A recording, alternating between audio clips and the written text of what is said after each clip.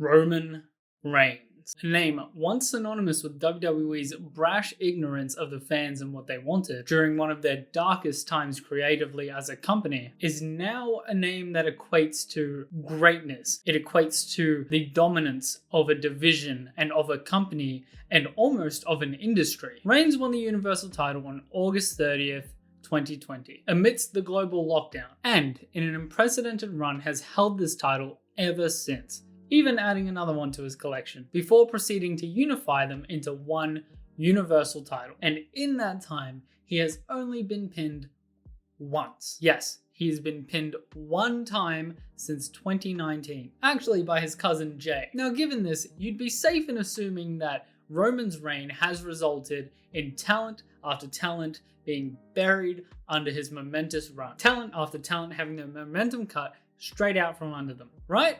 Wrong. And that's the secret genius of the Tribal Chief run. That despite winning time after time after time, year after year, WrestleMania main event, SummerSlam main event, not a single loss across the board in any singles competition, Roman has somehow managed to create enough viable main event talent to carry the company for another 5 to 10 years, given that they don't severely mess it up. Logan Paul at Crown Jewel, Drew McIntyre at Clash of the Castle, Jey Uso, Kevin Owens, Sami Zayn, Cody Rhodes, even LA Knight.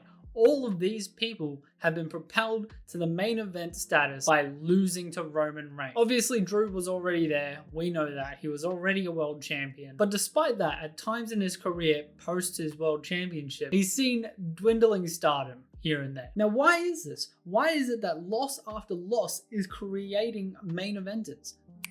Well, I'll tell you. While beating the Tribal Chief may have become out of the question for most of the roster. Okay, for pretty much all of the roster. This allowed the WWE, as well as us, the fans, to move the goalpost and start looking at things differently. We were reminded that winning and losing is not everything. And instead, we were able to give rising stars like Sami Zayn, like LA Knight, like Logan Paul, the chance to prove that they belong in that main event caliber without having to take on the pressures of the entire company all at once. Yes, through Roman's sheer dominance of the competition, he's actually elevated and he's actually benefited everyone almost that's lost to him. But how? How are they benefiting?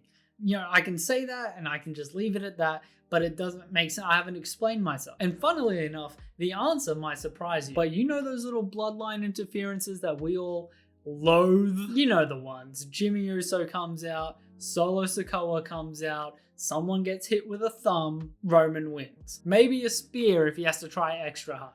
Either way, he's getting out of there with the championship. We've all seen it before. Well, that finish that we hate is the very thing protecting our favorite wrestlers from being completely buried. The very same thing that's allowing these stars to lose and keep their main event status. Because you've created this verifiable god-level threat within Roman Reigns, while at the same time shown that the entire roster of main eventers are able to not only keep up with him, but sometimes push him to the brink or even further to an almost certain loss without the help of his little goons. So yeah, Solo Sikoa basically just saved WWE for the next 10 years. Now where does that leave us? With Roman's reign likely to come on a close at WrestleMania, suddenly we have a bona fide superstar in someone like Cody Rhodes taking the mantle of Universal Champion with a completely stacked main event scene to go after his title post WrestleMania. Because of the longevity of Roman's reign, we now get to look forward to